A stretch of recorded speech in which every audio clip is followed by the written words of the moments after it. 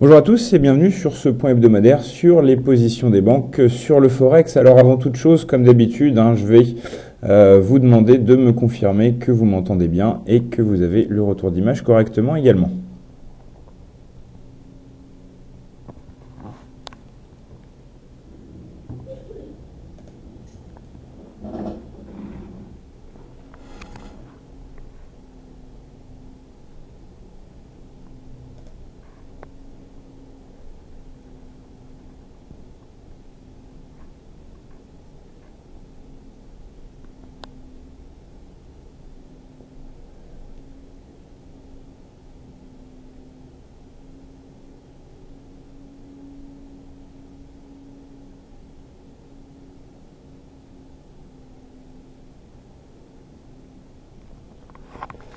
Ok, très bien, je reçois donc vos confirmations. On va pouvoir démarrer. Alors, comme chaque semaine, je rappelle de quoi on parle. Donc, c'est une intervention hebdomadaire sur la salle de trading live de DailyFX de la part de professeurforex.com, donc qui est partenaire de FXCM, et on y présente les positions des banques sur le Forex, en parlant d'un service que professeurforex.com édite et qui est disponible gratuitement pour les clients FXCM et qui s'appelle le portefeuille des banques. Donc qu'est-ce qu'on y fait? On recherche, on compile et on suit des positions et des conseils de grandes banques sur le Forex.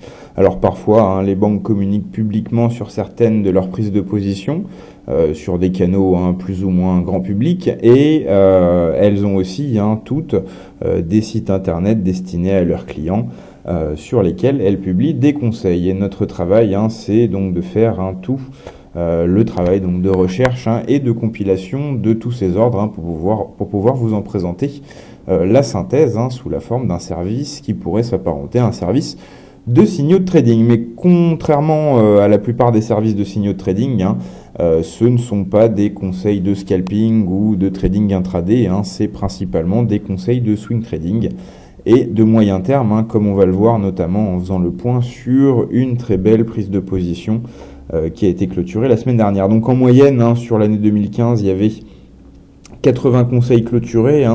Au total, la performance cumulée de tous ces conseils sur 2015 a été de plus de 15 000 pips de gain. Et pour l'instant, sur le mois de janvier, cette compilation de conseils au total a débouché sur un gain de plus de 3000 pips. Donc visiblement, même si on voit effectivement dans le détail qu'on a parfois des banques qui perdent de l'argent, sur le global, ces conseils de banque sur la durée se sont révélés plutôt intéressants.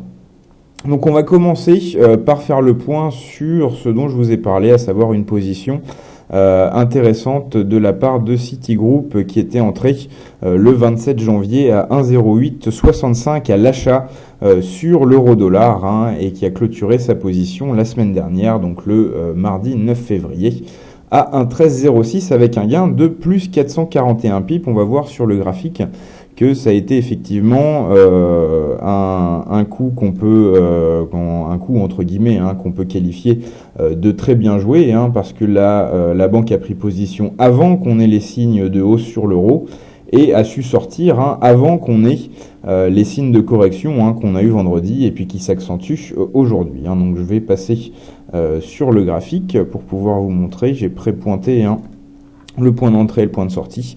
Donc voilà, un point d'entrée par là le 27 janvier et puis sortie donc la semaine dernière le 9 février sur les 1,1306. Alors certes, la semaine dernière on est allé plus haut jusqu'au 1,1373, donc on peut se dire que la banque aurait pu aller chercher plus haut.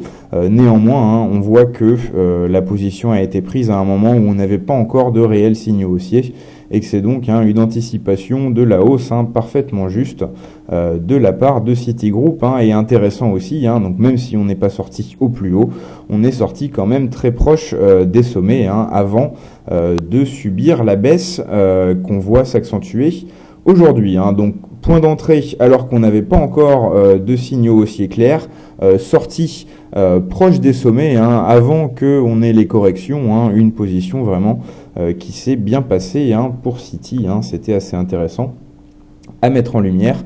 Voilà, c'est des positions, hein, là, il y en a pour un peu moins de 2 semaines hein, de trading. C'est un délai hein, qui est courant hein, sur les positions qu'on transmet dans le portefeuille des banques PFX Premium. On va maintenant rentrer un peu plus dans le détail des positions actuellement en cours. On va pointer sur le graphique les plus récentes, hein, comme on en a hein, qui sont là depuis plusieurs semaines, hein, comme le veut hein, l'horizon de temps swing trading de ces conseils. On va s'attarder plus précisément hein, sur les plus récentes positions. On voit que sur l'euro-dollar, on a deux banques hein, qui sont positionnées inversement, toutes deux sur des positions de moyen terme, avec Morgan Stanley hein, qui mise à la vente en visant les 1,07 et Crédit Suisse hein, qui mise à l'achat hein, et qui mise donc sur une poursuite hein, de la hausse de l'euro jusqu'à 1,1450. Hein, c'est peut-être un objectif un peu ambitieux, hein, bien que il soit toujours possible hein, qu'on aille reprendre la hausse hein, sur l'euro. Pour le GBP USD, on a un consensus, en tout cas sur les deux banques hein, qui sont là, avec deux banques qui sont positionnées à la vente. Hein. Une vise les 1,4150 et l'autre les 1,4086. Pour le dollar yen, les deux banques positionnées sont également d'accord avec vente pour Crédit Suisse et vente également pour JP Morgan. Toutes les deux visent la zone des 110, hein. Ça c'est intéressant, et toutes les deux ont un stop à 117,50, hein, 117,54 pour Crédit Suisse et 117,50 pour JP Morgan. Alors là, c'est intéressant de faire une petite parenthèse. Je vous ai précédemment dit que le portefeuille des banques PFX Premium, ça peut s'apparenter à un service de signaux de trading. Ça peut aussi être utilisé hein, comme une aide à l'analyse. Hein. Là, par exemple, on a un exemple parfait. On voit que deux banques sont non seulement entrées sur le même niveau, 115,20 pour Crédit Suisse, 115 pour JP Morgan, ont le même objectif, 110,10 pour Crédit Suisse, 110 pour JP Morgan, et ont le même stop, 117,54 pour Crédit Suisse et 117,50 pour JP Morgan. Là, effectivement, quand on voit deux banques hein, parfaitement d'accord sur la même prise de position, hein, chacune de leur côté, il y a de quoi s'intéresser, de quoi creuser un peu la question et voir si on ne peut pas confirmer par nous-mêmes l'intérêt de cette prise de position. C'est d'ailleurs ce qu'on fera dans quelques minutes hein, quand on pointera ces positions sur les graphiques. On continue avec le dollar contre le franc suisse, où là on a deux banques hein, qui sont pas d'accord. Hein. Elles sont rentrées à peu près sur le même seuil, 97,70 pour Morgan Stanley, 98 pour Crédit Suisse. Les objectifs sont bien sûr inverses, hein, vu qu'on a une position acheteuse et une position vendeuse. Morgan Stanley vise une hausse à 1,03 et Crédit Suisse une baisse à 0,9570. On poursuit pour les positions actuellement en cours. Hein. On fait une rapide revue et ensuite hein, on en pointera quelques-unes sur les graphiques. Une récente position qui a été donc enregistrée dans l'ouverture a été enregistrée aujourd'hui de la part de Crédit Suisse sur AUD-USD avec une vente à 71,50, un objectif à 69,80, donc un objectif hein, qui se base sur un test du seuil psychologique des 0,70. À la hausse, on a un stop à 0,7236. On a Barclays qui est également positionné à la vente sur une position de long terme hein, qu'on a en portefeuille depuis le 23 septembre avec un objectif à 0,6250. Sur USD-CAD, une position acheteuse hein, qui date de la semaine dernière, reprise de la hausse hein, avec un objectif à 1,41 pour le Crédit Suisse. Sur NZD-USD, c'est une vente hein, du Crédit Suisse avec un objectif à 63,65. Et enfin, également enregistré aujourd'hui, sur l'euro GBP, hein, une position acheteuse de la part de Crédit Suisse avec un objectif à 79,90, juste sous le seuil psychologique des 0,80 et un stop à 0,7661. On va faire un rapide passage sur les positions actuellement en attente et on passera ensuite hein, sur les graphiques pour étudier plus en détail hein, certains de ces conseils. Donc en attente, on a deux ordres limites de vente sur le dollar yen, deux ordres limites de vente hein, pour lesquels les cours d'entrée diffèrent sensiblement. On a JP Morgan qui se contentera d'une remontée à 116 pour vendre, hein, tandis que Merrill Lynch de son côté attend que ça remonte à 120,88 hein, pour pouvoir se positionner à la vente deux stratégies complètement différentes. D'ailleurs, on le voit, l'objectif de Merrill Lynch, c'est plus ou moins à 45 pips près le cours d'entrée de JP Morgan. On voit bien que c'est deux stratégies complètement différentes. Pourtant, les deux banques qualifient ces positions de moyen terme. Pour l'euro-yen, on a un ordre limite de vente. Donc je rappelle le principe des ordres limites. Un ordre limite de vente, c'est qu'on attend une remontée pour toucher le cours d'entrée et vendre pour vendre à meilleur compte, comme on dit. Et un ordre limite d'achat, on attend que ça baisse pour pouvoir acheter à meilleur compte. Sur l'USD-CAD, justement, un ordre limite d'achat qui était déjà en portefeuille quand on a fait cette intervention la semaine dernière avec un cours d'entrée à 1,3460. On va voir si ce cours d'entrée se rapproche ou s'éloigne quand on sortira les graphiques. Et enfin, Morgan Stanley avec un ordre limite de vente sur le NZD-USD. Le cours d'entrée est à 68,30. On va donc passer, comme promis, sur les graphiques.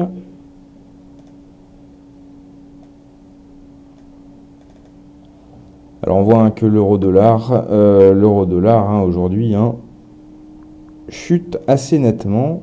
On va pouvoir regarder ça en données horaires.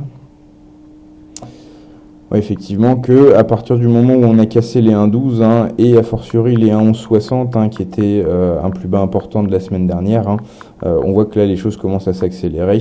Les 1,11 sont a priori tout à fait à portée de main. Après, ça sera différent sur la zone des 1,10, 60, 65 et puis sur la zone des 1,10, c'est une zone très psychologique. C'est des seuils qui devraient être davantage défendus par les haussiers. Mais on va revenir à nos moutons avec les positions actuellement en cours, notamment sur l'euro-dollar qu'on a sous les yeux. Alors on va effacer ce beau gain de Citi de la semaine dernière. Et on va s'intéresser à une position de Morgan Stanley, une position vendeuse dont l'ouverture a été enregistrée le 11 février. Un cours d'entrée à 1,1360.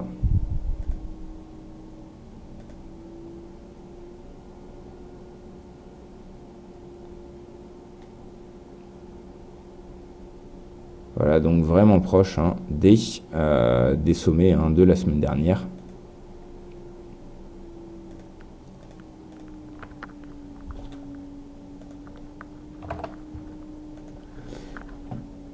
Un objectif à 1,07.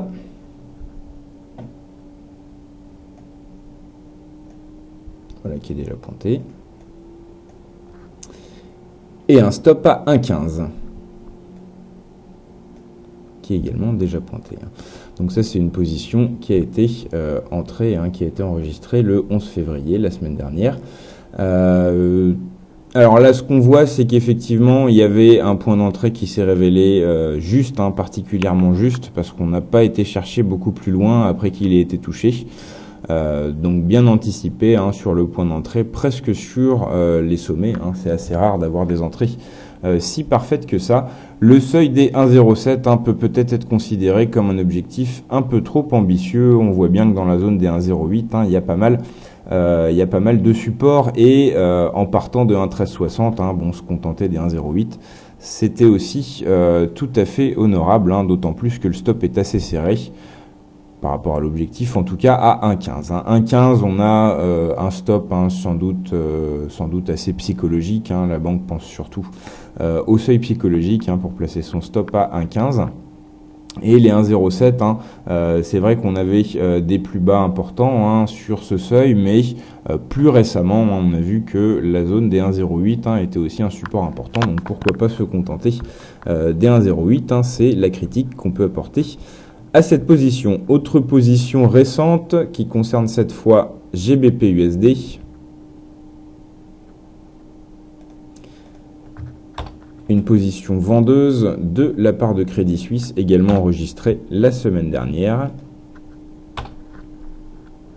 Alors bien sûr, on voyait que la position de Morgan Stanley était pour l'instant en gain. Elle est entrée la semaine dernière à 1,1360. Elle a profité de la baisse de vendredi et de la baisse d'aujourd'hui.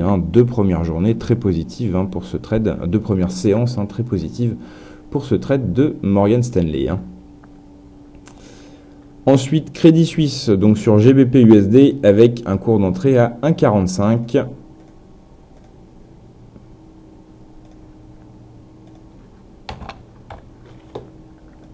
la semaine dernière. Donc objectif 1,4150. Une position de moyen terme. Hein. Et un stop à 46,14.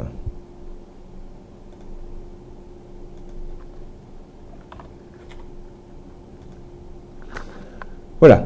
Donc un stop qui est avant hein, les derniers sommets, un seuil d'entrée sur les 1,45 hein, qui se base sans doute sur le seuil psychologique et un objectif à 1,4150 qui correspond pile au dernier plus bas important hein, qui a eu lieu le 29 janvier. Donc là, une justification des seuils assez claire. Hein. On voit que pour l'instant la position est en gain, hein. On est sur les 44, 29, 27 au moment où je vous parle, hein. On est rentré sur les 1,45, donc un gain hein, d'environ 75 pips. Hein. À l'heure actuelle, une position qui démarre bien pour Crédit Suisse. On passe au dollar-yen avec toujours le Crédit Suisse, toujours sur une position qui a été ouverte la semaine dernière. On va se placer en données horaires.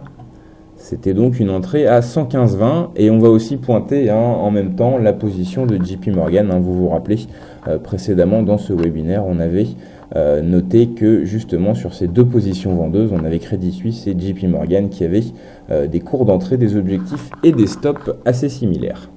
On va donc les pointer, on va prendre une couleur pour chaque banque. Le cours d'entrée tout d'abord, 115,20 pour Crédit Suisse et 115 pour JP Morgan.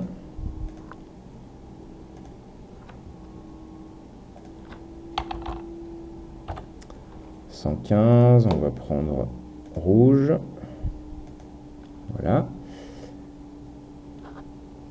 Et maintenant Crédit Suisse 115,20. On va prendre bleu. Voilà, ça c'est pour le cours d'entrée. Pour l'objectif 110,10 pour Crédit Suisse et 110 pour JP Morgan.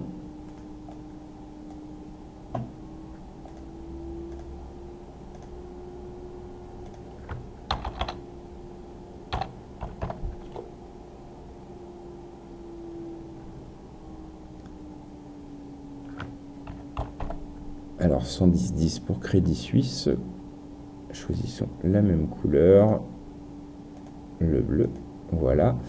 Et maintenant JP Morgan 110.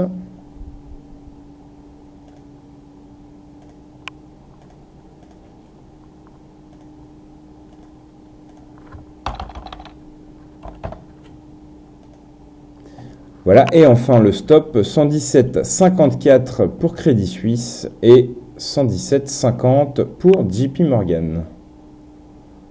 D'abord Crédit Suisse, 117,54.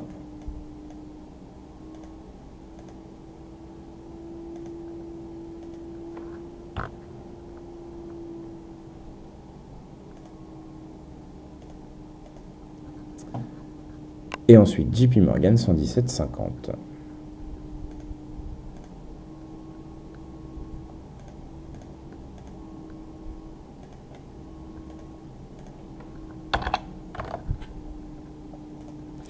Voilà, donc on voit graphiquement hein, à quel point les deux positions sont similaires. Hein. Et là, effectivement, c'est quand même assez marquant, hein, c'est quand même assez intéressant. Donc, c'est des positions vendeuses qui se sont bien passées dans un premier temps, vu qu'on voit effectivement que la semaine dernière, hein, on a eu une baisse jusqu'à 110,95. Hein, donc, on a frôlé les objectifs hein, sur ces deux positions. Et on remonte hein, depuis assez nettement, on est maintenant plus très loin des cours d'ouverture. Alors qu'est-ce qu'on peut en penser à ce stade? À mon avis, ce qu'on peut en penser, c'est que les conditions techniques hein, ont changé depuis que les ordres ont été passés. Hein. Les conditions, maintenant on est vraiment plus à court terme sur un profil haussier, hein, on voit que ça monte bien depuis vendredi. Et on voit aussi que on ressent presque hein, que on voit que le stop a été l'objectif a été manqué de près. Hein. Je pense que c'est plutôt une erreur de la banque hein, sur l'objectif, avec un objectif qui aurait plutôt dû être placé hein, sur le seuil des 111 que sur le seuil des 110. On voit bien que là on a l'impression que c'est une phase de baisse qui s'est terminée sur les 111. Et là, on a une remontée qui est quand même importante, parce que du point de vue de la performance, on s'est quand même retrouvé avec un gain considérable au cours de la semaine dernière, avec des positions ouvertes vers les 115 et un plus bas hebdomadaire sur les 111, donc à la louche 400 pips de gains. Et on voit que là, les gains se réduisent depuis la semaine dernière. Il y a plus qu'à peu près 50 pips de gains sur chacune des positions. Donc, on voit bien qu'il y a quelque chose qui a été loupé. C'est peut-être des positions qui seront stoppées autour de leur cours d'entrée par les deux banques. Il semble bien qu'il soit donc trop tard pour pouvoir suivre ces positions, mais le cas était intéressant. Quand on a dans le portefeuille des banques plusieurs banques qui sont d'accord ou sur l'objectif, ou sur le stop, ou sur le cours d'entrée, voire sur plusieurs comme aujourd'hui, c'est toujours intéressant d'aller creuser un peu plus loin. Toujours dans les positions récentes ouvertes la semaine dernière notamment, Morgan Stanley cette fois sur le dollar contre le franc suisse, une position ouverte le 12 février à 97,70. On va donc la pointer.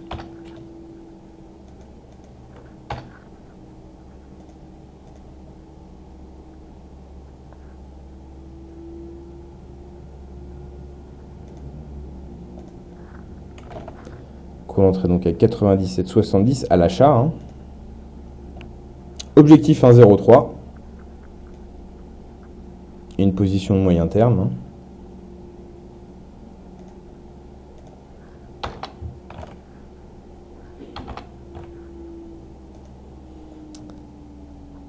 Et un stop à 0,9480.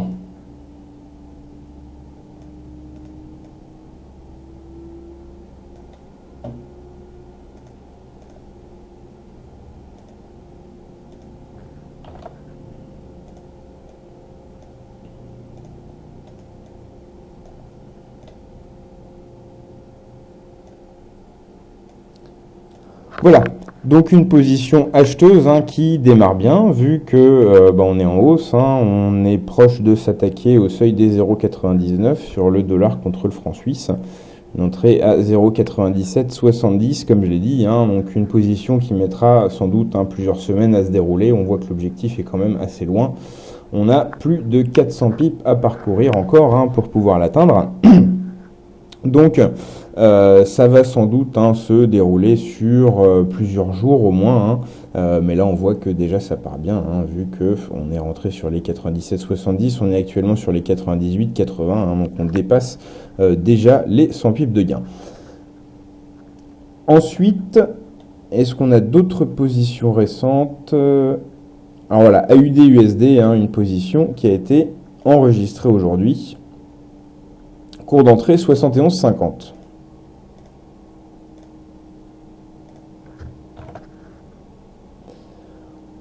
Objectif 69,80, une position de court terme.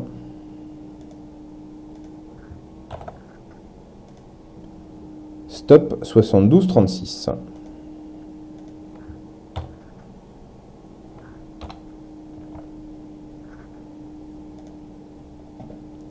Voilà, alors un stop qui se base sur les sommets de la semaine précédente, un cours d'entrée sur les 0,7150 qui se base sur le sommet de la semaine précédente, et le stop c'est le sommet de la semaine d'avant, encore de la semaine encore précédente.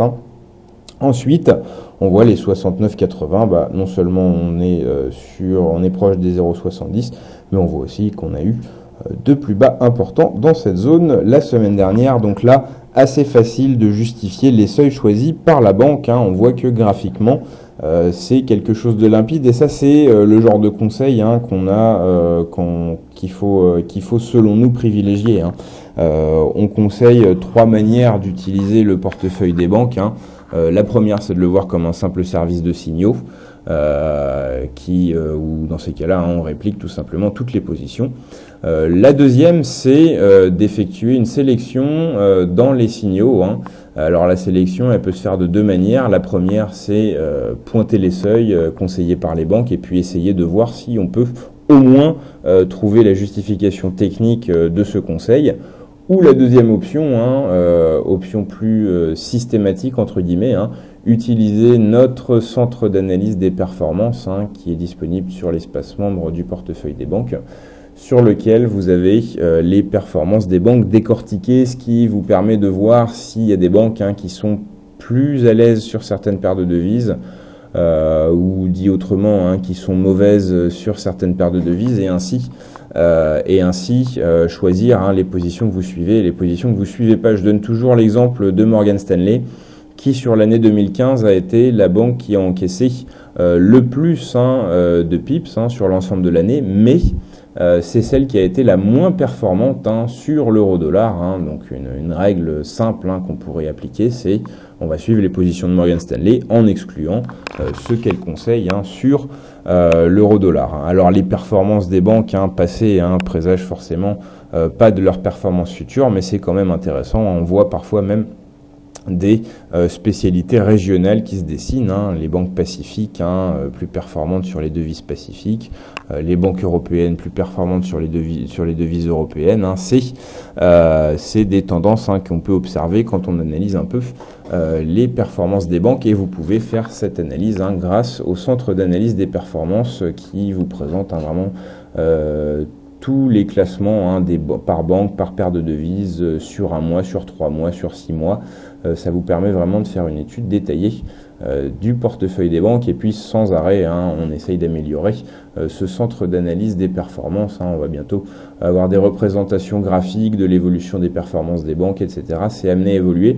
Mais ce qu'il faut garder en tête, c'est que c'est un outil qui est destiné à vous permettre de créer des filtres, de pouvoir choisir quelle position quel conseil vous suivez et quel conseil vous ne suivez pas dans le portefeuille des banques. Parce que ces dernières semaines, on a un volume de conseils correct pour des positions de swing trading, mais en 2015, il y avait sur l'ensemble de l'année en moyenne 80 conseils de swing trading par mois. 80 conseils de swing trading par mois, c'est un volume un peu trop important si on suit toutes les positions.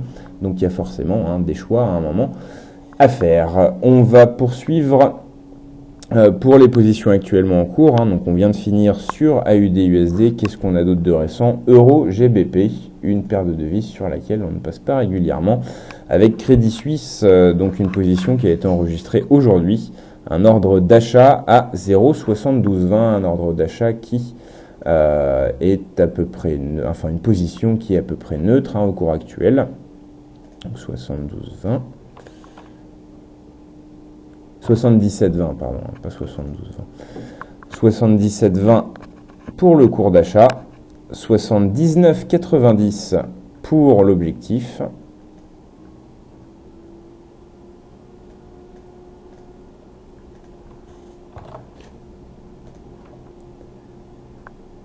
Et 76,61 pour le stop.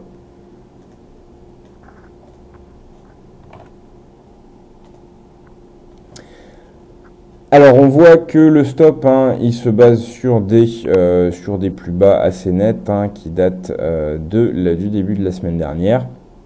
Ce qu'on peut dire, c'est que peut-être que le stop est un peu serré par rapport à l'objectif. Disons qu'un objectif proche des 0,80 aurait pu permettre de positionner un stop un peu plus large. Là, comme on le voit, on est parti sur le trade part dans le mauvais sens pour sa première journée. On est en légère perte pour aujourd'hui sur ce trade. On voit que le stop se rapproche. Ça aurait peut-être été plus confortable de mettre un stop vers les 76,20, voire 0,76.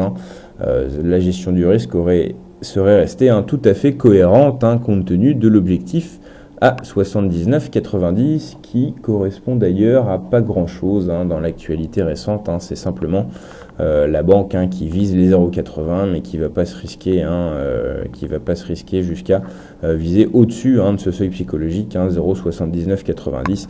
Effectivement, c'est un objectif sage quand on vise un seuil aussi rond et aussi psychologique que les 0,80. Voilà, donc pour résumer, un stop peut-être un peu trop serré pour cette position et qui part d'ailleurs dans le mauvais sens. Aujourd'hui, on voit que l'euro est attaqué sur plusieurs paires. Voilà pour les positions actuellement en cours. On va passer plus brièvement sur les positions en attente, hein, on en avait moins.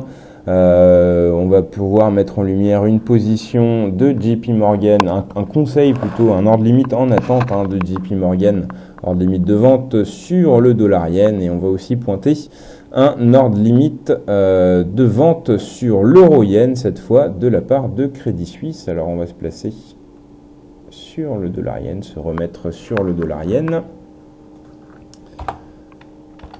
On va effacer les positions précédentes.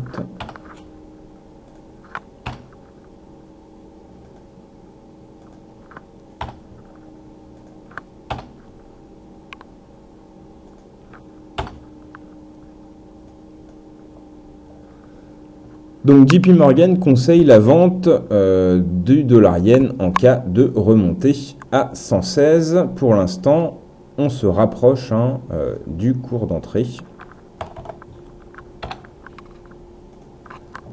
Depuis vendredi, hein, on se rapproche du cours d'entrée. Objectif 110.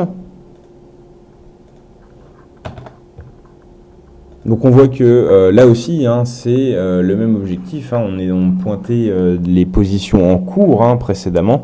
Là, on est sur les ordres en attente. Et même dans ces ordres en attente, hein, on voit que l'objectif à 110, hein, qui était préconisé par, je reprends mes notes, par Crédit Suisse et JP Morgan, hein, qui avait un objectif pour l'une à 110,10 et pour l'autre à 110. Hein, on voit que dans les ordres en attente, on retrouve l'importance de cet objectif chez JP Morgan qui vise les 110 hein, sur cette position, hein, sur cette autre position hein, sur le dollar yen. Hein, parce qu'effectivement, JP Morgan est avait actuellement une position ouverte hein, sur le dollar yen et prévoit de se renforcer hein, si on remonte à 116 avec le même objectif que pour sa position actuellement en cours, à savoir le seuil des 110. Et donc pour le stop, hein, 117,50.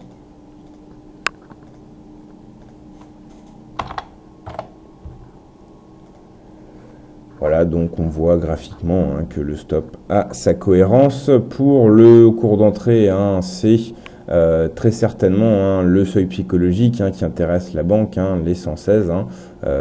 On voit que on passerait la zone de congestion des 115, on la testerait, on toucherait 116 et on repartirait à la baisse pour marquer de nouveaux plus bas sur les 110. Hein. C'est la stratégie qui est défendue par JP Morgan sur le dollar yen.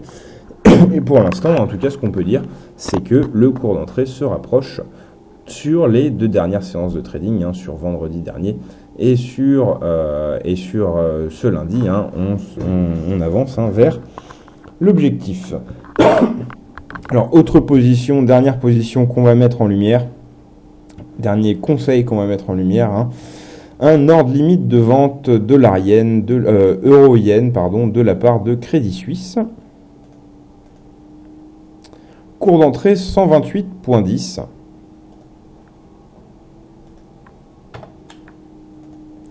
Voilà.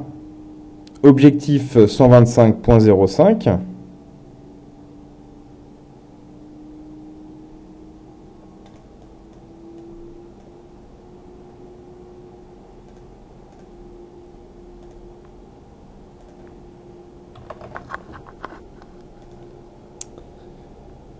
Stop 129,15.